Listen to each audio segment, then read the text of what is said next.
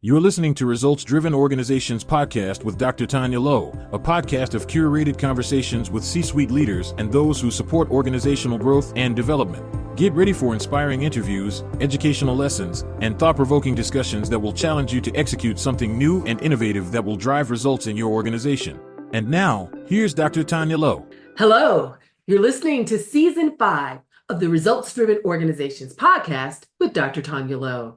Using my results-driven philosophy of strategy, leadership, teams, and customer experiences, I help organizations develop their best-kept secret, their human capital. This podcast is designed to expand the conversation with C-suite leaders and those who support organizational growth and development, and what it really takes to create, develop, and maintain results-driven and high-performing organizations. Our guest today is Luthuli Butler, Tennessee native, Georgia resident, and proud Clark Atlanta University alum, who serves as Associate Director of Client Solutions for the Healthcare and Government Market at Kyndral. That is a title. Luthuli brings a wealth of experience from his leadership roles at technology giants, including AT&T, IBM, and Cisco. During his time at IBM, Luthuli was a founding member of IBM's Blue Toastmaster Club, where he honed his communication skills and held various leadership positions that helped shape the organization. Luthuli is passionate about digital transformation and helping clients revolutionize their business operations for the future. Beyond his professional achievements, he is deeply committed to community service through his church and fraternity, Alpha Phi Alpha Fraternity Incorporated. When he's not transforming businesses or mentoring youth, you can find him cheering for his favorite sports teams, and he has a lot of sports teams. Luthuli, welcome to RDO. Hey, thank you so much, Dr. Tanya. Wow, I'm going to have to take you on the road with me. Though that announcement alone, introduction alone is fantastic. Oh, you're welcome, and it's so great to have you here, my fellow CAU alum. That is true. That is true. That is true. Yes, CC. CC, that's right, CC. That's right. Welcome That's to right. That's right. RDO. So you know a lot about leadership, and that's what we're Yes. going to talk about today. You have done a lot of things in the ranks of leadership, and so January was mentor month. Okay. You and I both are mentors. The question I want to ask you is, I mentor middle school girls. I also mentor, adults. You've been involved with mentoring youth through various initiatives like the Henry Arthur Callis Foundation. How have the leadership principles you apply in mentoring youth translate to mentoring in the corporate environment? Have you seen some correlations there? I have actually, and that's a fantastic question. And thank you for that and for your listeners. One of the biggest things that I see that correlates is just the ability to communicate. Mm. And what I mean by that is young people, and part of the reasons why I continue to mentor these young teenage men with our Youth to Men Foundation through the Henry Arthur Callis Youth to Men organization through the Henry Arthur Callis Foundation is because the young people keep you young. So I'm learning, and just in my interaction with them, I'm learning things that phrases and things of that nature that help. Whereas, and the reason it can translate is because I have been in the corporate world now for over 30 years, Mm. and it has changed tremendously since I started my first real job in Okay. 1996. So, and you fast forward to now, 2025, you have to be able to communicate with a vast array of people at all different ages and things of that nature. So the reason why it's been able to translate to corporate America is because again, it's just conversation. It's Mm. just sitting down and having conversations with um, peers, from my, when I was with IBM, they may not be on the same career track that I'm on. I've been with them 15 years, where this is their first real job out of college. So they can come to me and say, hey, a lot of my peers call me LB. So, hey, LB, how do you do this, or why did you do that, and things of that nature. So I've definitely seen that. Wow. Wow. I totally agree with you. The communication, it has to be the top of the list, right? Yes, Because yes, communication is, we can share our knowledge through communication, our experiences through communication. We can listen through communication. So that's I right. definitely believe that has to top the list. And I love what you said, young people keep you young. I think my aunt That's told me true. that That's some true. years That is ago. very true. And so, and not to, I think, be, put ourselves in where they are, because we'll never be where they are, but I think it helps us to understand them better. um It i does. I learn a lot from middle school. Today is definitely different from middle school when I was in middle school, and these It, young it was. people, It is. they they know more. A And lot more. I learn things, we learn from each Excuse me. other, so it's That's not just right. one way, so I love Correct. that. Correct. It I is love definitely a that. two-way street. It's Yes. definitely a two-way street, and which Hmm. has to happen in the corporate environment, right? It When we does. talk about communication and we talk about mentoring, it has to be two-way. If it's not It two-way, does. one-sided, then that can become problematic.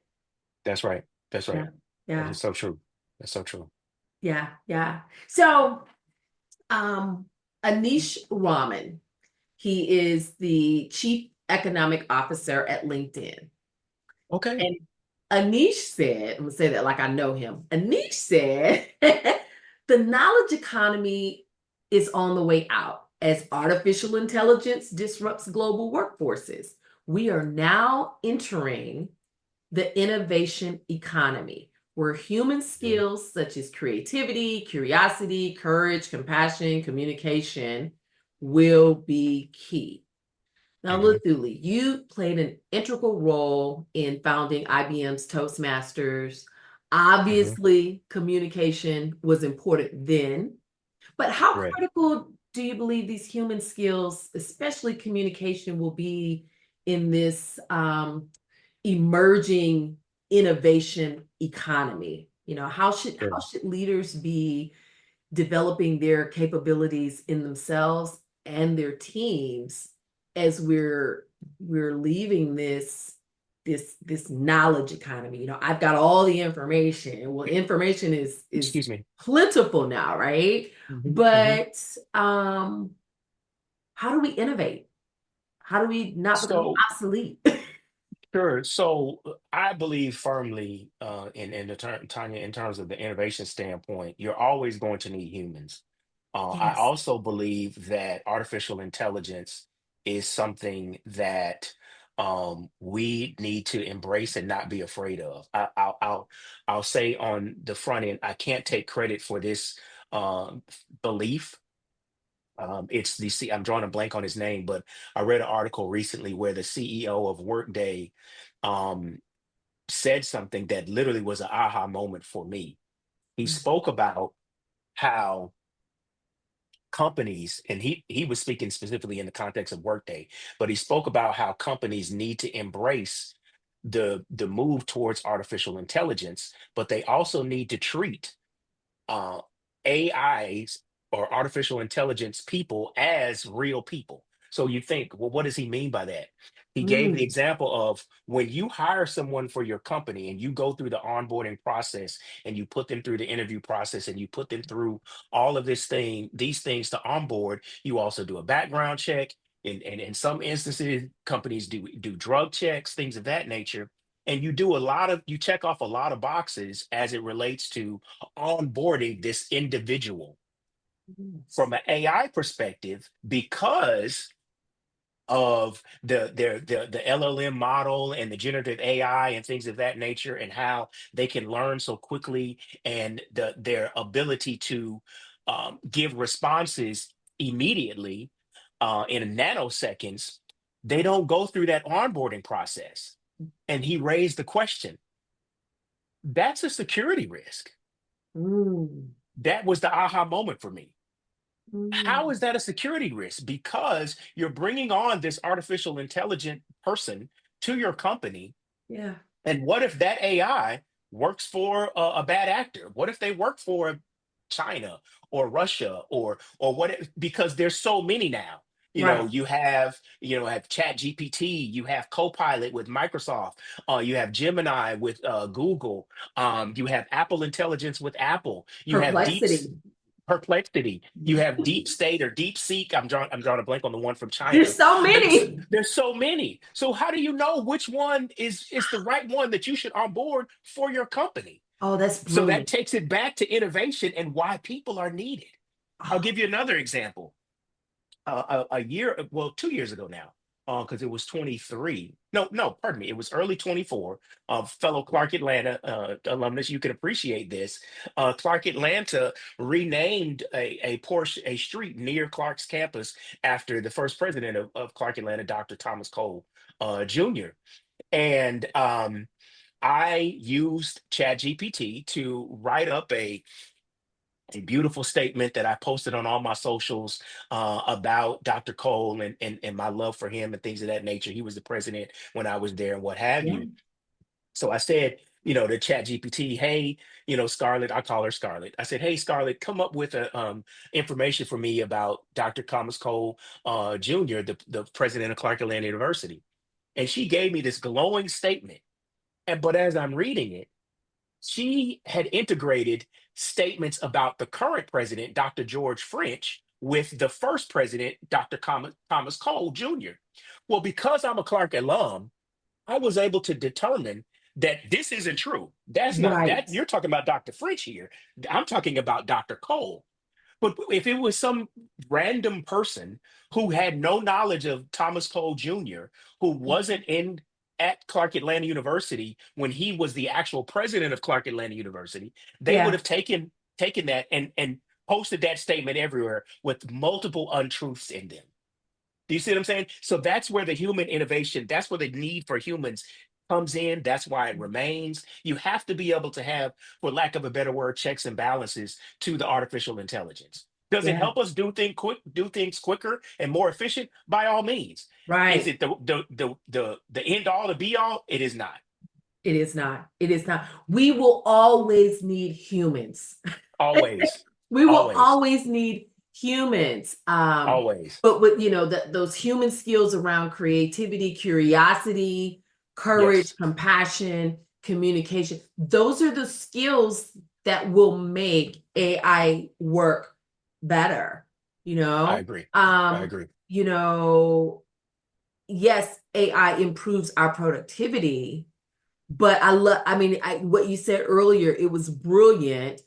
Treat the AI as it's a real person. Onboard them correctly. Background Yes. check them. Right. When I Don't just, when I read that, I was like, "Oh my goodness, I yeah. never thought of that." So, like I said, I'll send you his name, but I will give credit where credit is due. That's the CEO of Workday who Wow. who made that revelation for me. So, Wow. I love it. I love it. So staying in the same vein of innovation, you've worked for industry giants like IBM, AT&T, Cisco before joining Kyndral. You've witnessed yes, significant digital transformation. I know. yes. What innovative approaches do you believe are essential for leaders and organizations today? And I'm gonna throw a monkey wrench in there too. Okay. Okay. What advice do you have for those who are resistant to change? Okay. So, wow. Yeah. Yes.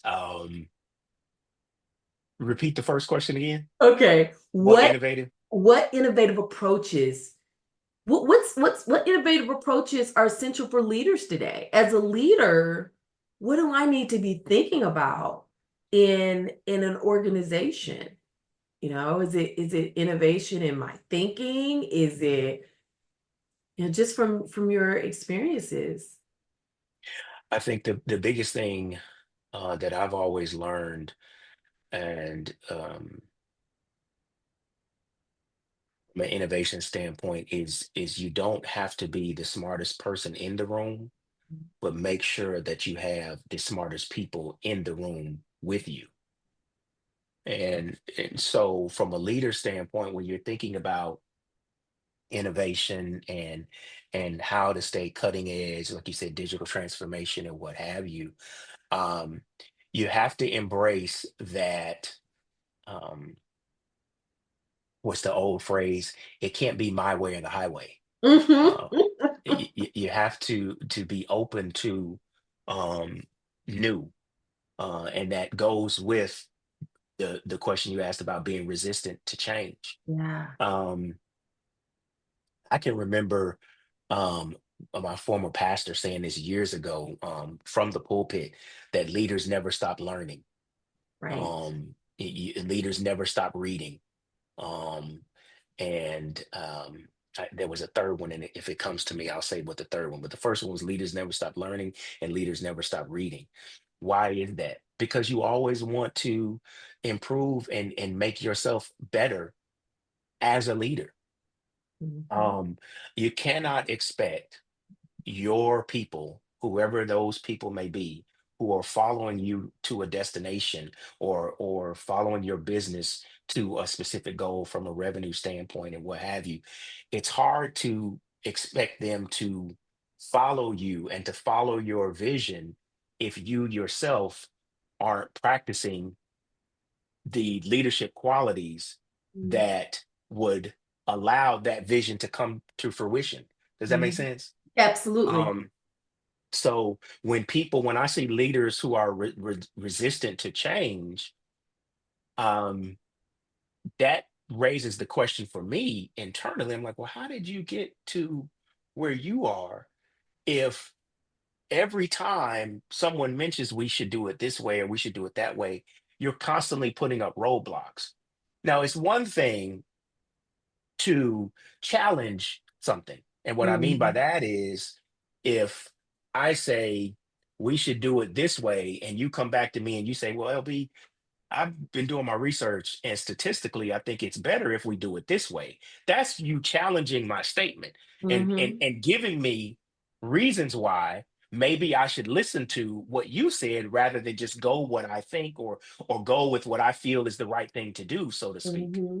So that goes back to what I was saying about you don't necessarily have to be the smartest person in the room, but have the smartest people in the room with you. Um, I am reminded of, and not I don't want to make it a political thing, but I'm reminded of some of the interviews that I've seen former President Obama um, participating in, and Right. how he has said in the past that he always appreciated the people who would be in the room with him. Who weren't afraid to tell him, well, Mr. President, I think it should do this way, or Mr. President, maybe we should do it that way. At the end of the day, it was his decision to make, and he Right. made the decision, but he took the advice of his Joint Chiefs of Staff, of his Vice President, of his Secretary of State, Secretary of Defense, whoever was giving him the advice to do whatever it was that they were discussing. And then he made the decision and moved on Based um, on the data, right? Because based on the I always data. say, why have a why hire a consultant if you're not going to take their advice? You're Why paying them all build that money. why have a strong team? You want to hire the best and brilliant minds if you're not going to listen to them. That's right. Take the ego out. That's right. And I think that's the biggest piece. Take the ego out and listen to all of the options. We are beyond we've always done it like this. When I go into an Right. organization, I hear, well, we've always done it like this. Right. There's some problems there. That's right. There's There some are. problems There there. are. And then to personalize it, it helps me, and I'm sure it helps you as well, improve your leadership skills because one, you're listening and you're truly listening. Yes. You're not listening and thinking of how to dispute or refute the statement that's being made. So I'm saying you're truly listening, and in doing so, you're even as the example I gave earlier about the statement that the CEO of Workday made. You have an aha moment. Oh, I didn't even. So you can. Oh, okay. Yeah. let's do it that way. Yeah, yeah, So, yeah. Because yeah, if you don't remove the ego out, and if you're not listening to, many people listen to react and to respond right, instead of wait, tell me more about that, right? And I right, talk about that right, in my new book. But tell me more about that theory. Tell me right, more, which right, opens right, the door right. to curiosity, which, It wait a does. minute, there's some options on the table that we didn't even know we had. And I think Exactly. that is going to help leaders to innovate better, you know? Correct. Yeah, I it's going agree. to move you I out of your agree. comfort zone. Yes, yes, yes, Yeah, yes. It will. It yeah. will. It This will. is good stuff. This is good stuff. So, Great. Gen Z, you heard about the Gen Zs, right? I have. I have. Look, is your son a Gen Z? He is.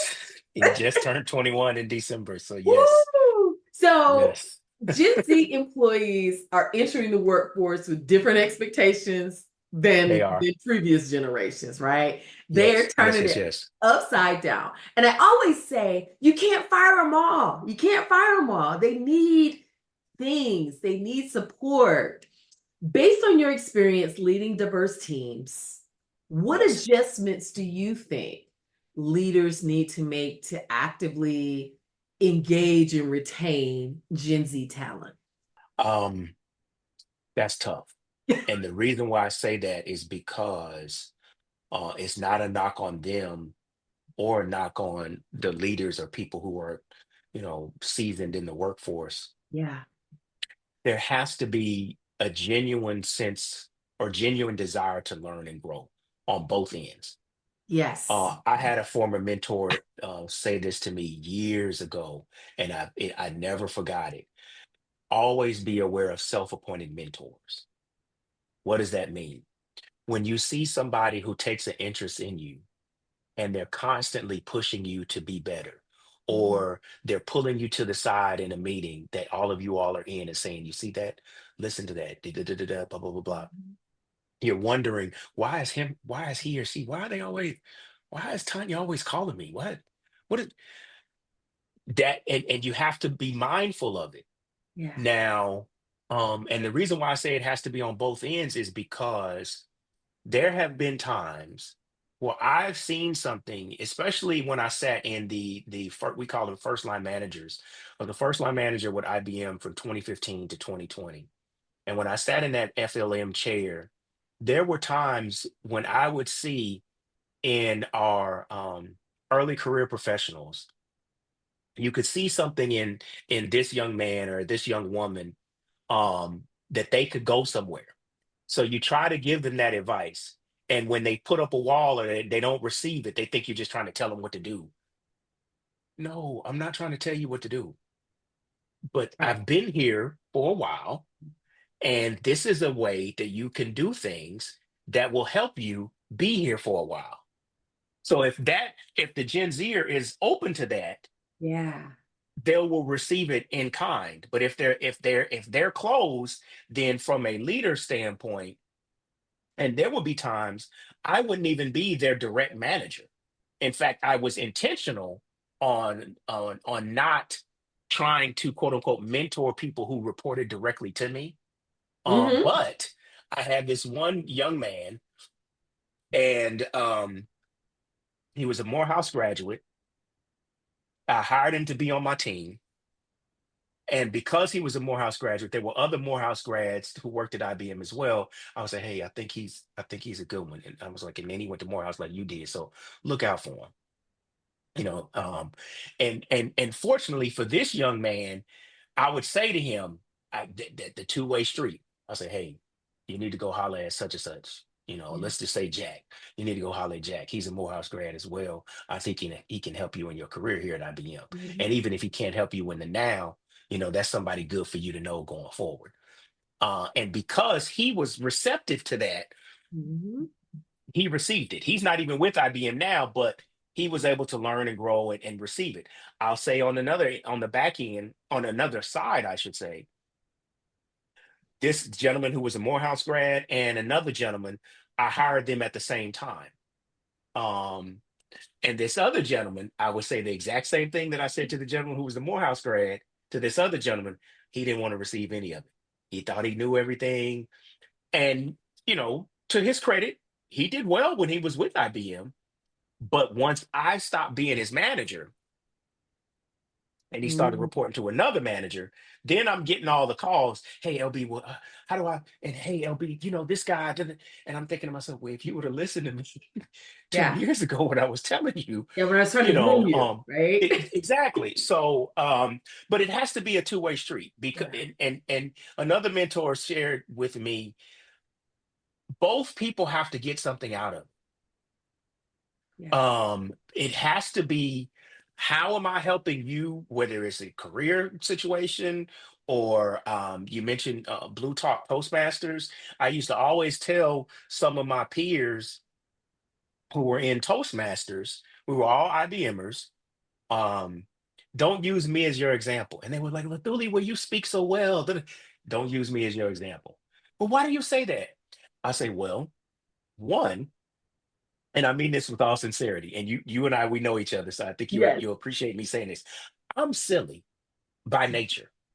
I'm a comedian. I act silly at times. When you really get to know me, I like having fun. So, until you get to know me, I'm reserved, especially in the work area. I'm professional, things of Mhm. that nature. I'm going to handle my business. I don't sit around wasting time and going to people's cubes, and I don't do that. Yeah. So I would always say to my peers in Toastmasters, don't use me as your example because of my silly nature, I'm not afraid to get up in front of people. Now, Right. does that mean if I'm standing in front of 15,000 people that I don't get nervous? No, that doesn't mean that. Mm-mm. I had to speak in front of a church, our church one time about something. I can't remember specifically what we were doing, but one of the leaders of the ministry I was in said, "Hey, Luthuli, I want you to speak about this." I was super nervous. My hands were sweating because I'm standing in front of the church. But in a speech standpoint with Toastmasters, I Yeah. didn't really have that challenge. Yeah. So what Yeah. I would say is, to those people, you have to make sure that you're doing it for you. Don't do it because you're trying to be like Luthuli, or don't do it because you've Mhm. seen Dr. Tanya Lowe and you've listened to Mhm. some of her podcasts and you're like, oh my Mhm. gosh, she's so great. Blah, blah, blah. I want to do what she does. Well, Dr. Lowe has a lot of experience. She's put in the time. She put in, things of that nature. So it's not something that just happened overnight. So I feel like I'm rambling, so I'm going to stop for a moment. As you're talking, Okay. I've written down like all of these notes, right? And so I want to go back because I think this is really great feedback for people who are struggling with Gen Z staff or Gen Z talent, right? Right. And so, I love the concept of cross mentoring and cross connecting people and finding that common ground between them. So, hey, this person plays golf, you want to start playing golf. This person went to Hmm. Morehouse, you went to Morehouse. Hmm. This person does this, creating that common ground, which will then, I think, kind of remove some of those barriers to communication, because everything goes back to That's right. communication, That's right. and opening the door for people to be more receptive to Yes. hearing um, feedback or Yes. suggestions. We don't have a lot of these kids, young adults don't have the types of mentors that we had growing up or in the workplace. And so Hmm. they don't know that they need them. And Hmm. so I love the idea of being a self-appointed mentor for people who are receptive to it. And That's right. then I also like what you said. These are my words. Don't try to create a mini me or become a carbon copy. Right. Yes. That is so true. Don't, Yes. I love I it. think I mentors love it. sometimes can get caught up in, oh, this person they remind me so much of me, that they're trying to create a mini me and they That's don't right. give them the opportunity to grow and spread their And be wings. themselves. And so Yes. they Yes. they they want to groom them, but they don't realize that they're stifling them as well. And then Yes. on the T side, oh, I see this person, they're doing these great things. I want to be just like them. And it's like, no, you don't want to become a carbon copy, but you can absolutely learn, learn their story because they didn't wake up in that C-suite or in that position. Learn their story, learn their ups and downs and their challenges. Exactly. And all of that. And everything, Thule, everything goes back to communication. We've It got to totally be does. more, instead of closing the door, what do they say? Reach across the aisle. Come on, let's have a cup of coffee or a cup of Right, tea right, or right, whatever. right, And right. let's talk and have a Yes. conversation because we can't fire them all. And if we don't get this right with Gen Z, I believe this year, 2025, Gen Alpha is just entering the workforce. And Okay. so we've got to get it right with Gen We Z. do. We've got to We learn, we've do. got to get some trends, we've got to learn some things with Gen Z. So, Well, and the thing too is, and it comes with spending time and for lack of a better word, being a people watcher, mhm, and I like and that. really learning people's strengths and weaknesses Mhm. and learning their quirks, so to speak. I'll tell Mhm. you another quick story. Overwhelmed by emails, scheduling, and admin tasks? Eva's virtual assistants can help you get more time in your day. They manage calendars, handle customer service, and tackle projects 24/7. Reclaim your time and focus on what matters. Visit the show notes page to connect with Eva virtual assistants. Let's do more. Now back to the show. Had a manager, and I'll be candid, I felt terrible when he told me this. But he started it off by saying, "I know you don't mean it this way." And I'm like, "Okay." He said, "But I've been in a few meetings with you, and you have a tendency to cut people off." He said, "In fact, you've even done it to me." And this was my direct supervisor. He said, "So you want to be mindful of that when you're interacting with people who you dearly don't have a relationship with." He said, "I know you, LB, and I know you don't mean it that way." He said, "But you need to watch what you do because you will jump in and cut people off." And I was like, "Oh my gosh, Rick, I'm so sorry." And he was like, "I get it." He was like, "Trust me, I get it." He said, "I know you didn't mean it that way." He said, "But I've been in some meetings with other leaders where if you cut them off, they will throw you out of their meeting." And he said it just like that. And I was like, "Okay, all right." And I'm like, "Well, thank you for telling me that." Well, how did he know that? Because he had been my manager He for had been five observing years. you. Yes. You see what I'm saying? So he knows Luthuli's strengths. He also knows Luthuli's weaknesses. I love And that. because of that, in that interaction with us, and like I mentioned, he had been my manager for 5 years. Mhm. So he had direct knowledge of X. But if, and as he stated, if I would have been in a leadership meeting with some other leader or Mhm. leaders and just blurted out, "No, I don't think we should do that." And and everybody's eyes go up because they're like, "Did he just cut off the CEO?" Or whatever. So, but again, that comes with interaction, and Right. and it's the same with Gen Z. Yes. Unfortunately, at times, I'm not going to paint with a broad brush because I Right. know that they're not like this. But unfortunately, at times, when you are correcting a member of Gen Z, the Mhm. response is, "You're not letting me live in my truth," or "You're not letting me, this is who I am," or whatever the statement is. Yeah. And it's like, no, I'm not even, no, I'm not even doing that at all. I mean, I Right. had a former peer manager. We were in a managers meeting once, and we laughed about it afterwards. And it's not funny, but I'm just being honest.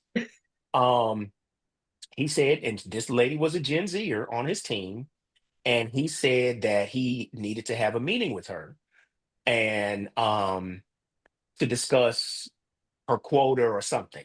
Hmm. And when they're in the meeting, and he called me L, so he's like, "L, she's in there. She started crying." I'm like, "For what?" He was like, "I don't know." He was like, she started crying because, and he went on to tell me he said, you need to get your note. He said, I still had the conversation with her. He said, but before I could even tell her about hitting her numbers and I'm not putting on her on a performance improvement plan or anything of that nature, he said, I had to calm her down because she was crying, nervous about what I was going to share with her. And there has to be a level of maturity there. When you're in the workforce, everybody's not attacking you. Right. Some people legitimately are trying to help you. Yeah. Yeah. I'm telling you a lot of stories, and this will be the last one, I Well, promise. look, Luthuli, we're getting ready to run Oh, our okay. Thank you. Thank you. executive. Thank you. No, no, no, no. We're getting ready to run our executive functioning for Gen Z Okay. support class, right? And Okay. so one of the things I when I go in and I talk to folks about their Gen Z talent is kind of understanding why you like this. you know Yes. Yes. understanding why are they like this. And so when you look at the data, a lot of them have high levels of anxiety. They do. Where does that come from? Because they've always got Yes. their head down. And so, oh my God, Yes. now I have to talk to a person face to face Right. about something I might Right. have done or not done. And Right. it just comes out. And so all of what we've said, all of everything that we've said, we have to take that into account. Um, but I also think Gen Zers need to also understand that, like you said, every conversation is not an attack. It's not about Mhm. you not living your best life. Right. But you Right. got to understand how to live your best life within this organization if Yes. you want to be here. And so when I talk, going back to my mentoring the girls, so when I talk to the girls, I said, how many of you want to be successful? How many of you want to go to college? And I said, well, I only want to talk to those girls because I want to Hmm. give you some tips on what you can do. And so all the other Hmm. girls are like, well, wait, I want some information. I want it too. I said, but you got to Hmm. apply it. I want it too. Okay. I only Hmm. want to talk to Hmm. the people who want it.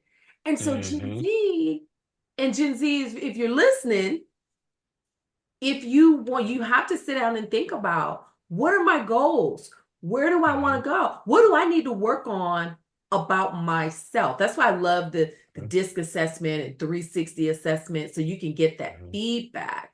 But you've got Hmm. to become open to honest feedback. Look, Yes. Lily, your boss didn't have to say anything to you, He but didn't. because He he didn't. wanted you to succeed, he Hmm. said that to you. Now he could have let you, Yes. hang yourself, right? Yes. That's And so right. I believe that for Excuse me. years, they're going to have to humble themselves a little Yes. bit Yes. Yes. Yes. so Yes. that Yes. they can truly reach the greatness that they're capable of. And of course, Yes. like we Yes. started out, it's not a broad brush because I've met Correct. some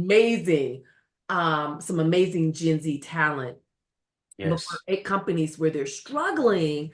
um it's a two-way, it's two-way. It And is. It so is. folks, if you're listening, you want to know about the executive functioning Gen Z incubator, let me know. Yes. Let her know, please, by all means. Yes, so we talked a lot about mentoring, Yes. communication, we talked about technology, we talked about Gen Z and how to work with Gen Z and multi-generational workforce, because that's where we are now. There's the five Hmm. generations in the workforce. Hmm. As a leader, right? As a leader today, so you've got 30 years experience of being in the workplace, right? Yes. You've been a Yes. leader in many capacities in many organizations. Yes. What challenges are leaders facing today, and where do you think they need the biggest support? I think the biggest challenge that leaders are facing today is, and I don't like to use this word or this phrase, but it's the first thing that popped into my mind, so I'll go with the Mhm. fear of the unknown. Um, AI is here. Artificial intelligence is here. It's not going anywhere. And a lot of our leaders, um, some have jumped in with both feet and have embraced. the artificial intelligence growth model and things of that nature, and are encouraging their and not just in a private sector standpoint. Public, I'm speaking about public sector as well, are encouraging their people to learn and grow and develop. And other people are speaking as if artificial intelligence is what's one of your favorite dystopian movies, the Terminator, the Matrix, how they're Yes. going to take over it and make us their slaves and things of that nature. So the fear of the unknown Mhm. is something very big. I'll admit, at first I was kind of like, I can remember a former coworker telling me when we implemented Copilot with Kyndral, and she was like, "No, you need to use it, LB." I was like, "I ain't using that." She was like, "No, you need to use it, LB." She was like, "It's really good, and it'll help you do stuff quicker." Blah, blah, blah, blah. She's like, "I use it to write all my emails now." She's like, "I can't remember the last time I wrote an email." She said, "I'll go in and edit it, but that's it." And I was like, "Okay." And she's somebody whose opinion I valued as a Yes. peer. So I said, "Okay, I'll try it." I mean, I've jumped in with both feet now. I use Copilot, from a work standpoint, and then I use Chat GPT, on a private, personal standpoint. Yeah. So it's not going anywhere. Yeah. And then you And asked me a second question. you've even taken some courses around AI, Yes, correct? yes, Yeah. yes, yes, yes. Yeah. That was part of the reason why I did that, in concert with another peer of mine. Or he's the one who told me, a gentleman by the name of Richard Cassell. Richard said, LB, AI startup strategy. You need to get that book. And I was like, okay, for what? He was like, I'm telling you, you need to get it. He said, AI, man. He said, it's not going away. He told me this well over a year ago. He said, I'm going to tell you now. He said, don't read it to finish it. He said, because it's a hard read. He said, but it will at least give you the foundation of artificial intelligence and generative AI and large living models and things of that nature. Um, and at least you'll have an understanding when you're in the room with CIOs and C-level executives, of having a general idea of what they're even speaking about when they go down that path. Mhm. So yeah. And you asked me a second question, and I apologize, I Ah, forgot what so the second I'll was. go back to it. But I love what you said. The first thing, the fear of the unknown, and Yes. how, using yourself as an example, how to tackle that fear by learning more about it. And like you said, you jumped in Yes. with both feet. You start kind of Yes. Yes. exploring it on your own, and you took a course Yes. and you read a book. And so Yes. I think that is a way. And then having support, right? Your colleague. Yes. So Yes. fear of the unknown. So the original question was, what challenges are leaders facing today, and where do they need the biggest support? So the biggest support is from your circle. Hmm. Who do you have in your circle? Um, and in life, it's highly likely that you'll have multiple circles. Mm-hmm. You'll have both your professional and your private circles. Sometimes those two were overlap. If you're married or have a significant other, it's highly likely that that person will be in one, if not both, of your circles. Mm-hmm. Definitely in your professional circle. As men, and I'll say this candidly, we too many times feel we have to carry everything by ourselves. And I'm not going to start preaching or anything, but there's a reason why the Bible says, if from a Christian standpoint, that you have a helpmate. Your Yeah. wife is your helpmate. She can help you carry that load. You don't have to carry it by yourself. If you, like I said, if you have a significant other, whether it be a partner or whatever, let them help you with that load. If you from a professional standpoint, if you aren't married and you have that professional circle, have someone who you can pull to the side. As I mentioned earlier, the self-appointed mentors, that's a two-way street.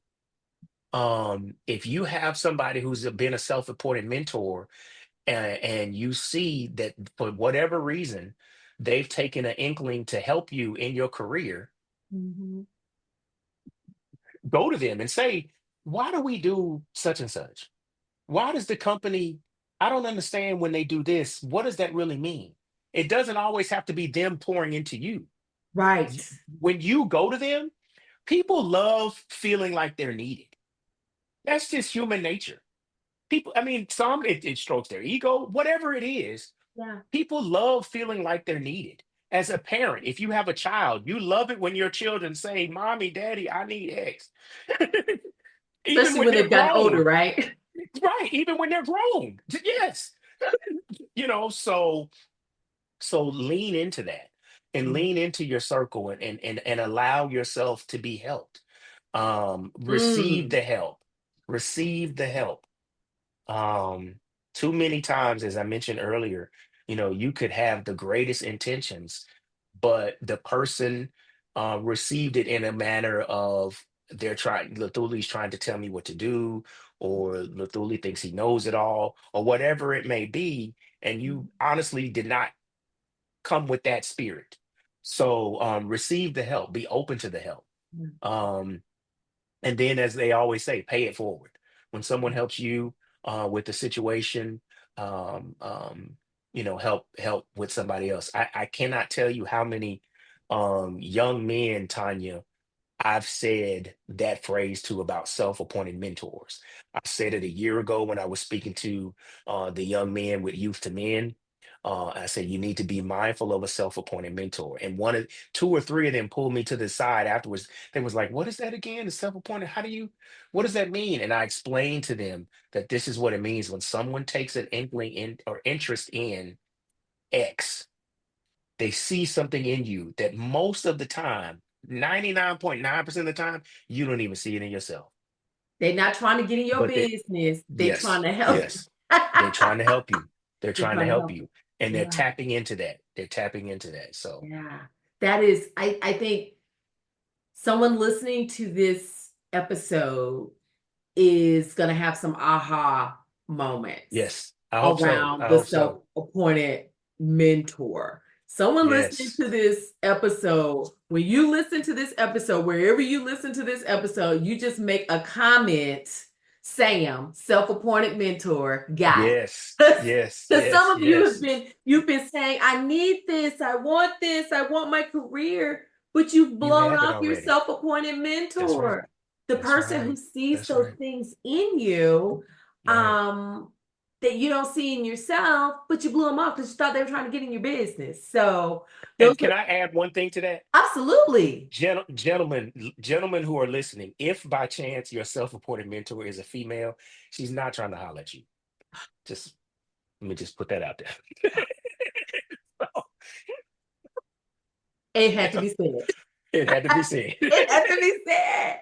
And, Yes, and you yes, know yes, what? yes. You're right. In these times, you have to say that, right? Because your Yes, mentor or the person who is trying to help you in your career or in your leadership, I always say I don't get to pick my teacher, right? that's So, right. I That's right. we don't get to pick our teacher in life, Hmm. you Hmm. know. Hmm. So be open to that. It may not Be be the open to that. gender you think it's going to be. That's Um, right. and don't make the assumption that they trying to highlight. Right. And it may not be the race that you think it's going to be. Right. Yes. So it's Yes. it's going back and be open. Be open. Are Yes. you open? So here's the question I want those listening to take away. Am I open to feedback? Am I open to Mm, feedback? right. Am, would I recognize, would I recognize help if it came? Would I recognize the life thing coming by? Hmm. Hmm. The light Oh bulb no. moment. Yes. Yeah. Yeah, or Yes. will I just drown? So, Hmm. oh, Hmm. this is awesome. I wrote down, so leaders, they're struggling with fear, but also you're in your circle, right? And Hmm. I would say Hmm. choose wisely when you're Yes. building that circle. Yes. I've heard John Maxwell say you have your inner circle that may be your executive team, your board, and all of that, but you should also create an outer circle. And so your Mm. outer circle are people who they may not even, they're people that you respect, they in maybe different industries. and your circles don't come together, but you meet with Right. your outer circle to maybe get some innovative thoughts, right? That's To right. maybe hear That's right. some different things, right? That's right. That's And right. then you bring them back to your inner circle. Yes. I said, oh, your outer Yes. circle make you look real smart. They do. They do. Yes. Yes. Yes. Yes. And Yes. so Yes. ask for help, receive the help, pay it forward. And leadership is really, it's not about me as an individual. It's about how many people can I develop to be That's right. better leaders, to learn these things that we're talking about, to That's right. help the generations that come after us. So I think this has been amazing. Look, what are you reading that we should be reading? Oh, it's a few things. Love and Whiskey by Fawn Weaver. She's the Mm, CEO of Uncle Nearest, which is a African American owned whiskey company out of Tennessee. Uncle Nearest was actually the distiller who taught Jack Daniels how to make whiskey. yes. And that the book Love and Whiskey goes into the dynamic of how this African American man helped this white man create whiskey. I mentioned it earlier. AI Startup Strategy is a book that I've been dabbling in. I have no intention on finishing it, but it's another book that I'm reading. I am also listening into. I'm trying to get more into audiobooks. Yes. So I'm currently listening to Green Light by Matthew McConaughey. Ooh, we love It's Matthew another McConaughey. really, I do, yeah, he's a good, all right, all right, all right. So he's a good dude. He's a good dude. So I like him a lot. So those are three that I say off the top of my head. Awesome. Awesome. I hope you've enjoyed this episode. We've been chatting with Luthuli Butler, Associate Director of Client Solutions for the Healthcare and Government Market at Kyndral. Visit the show notes to see how to connect with Luthuli. And while you're in the show notes, be sure to grab my newest book, The Power of One Question, and our 2025 Leaders Reading Guide, our special gift to you for being a valuable listener. Until next time. Thanks for joining us on another episode of the Results Driven Organizations podcast with Dr. Taunya Lowe. For all resources mentioned today, guest contact information, Dr. Tanya's results driven books, and your free gift, visit the show notes. We're dedicated to helping you create results driven transformation. Until next time.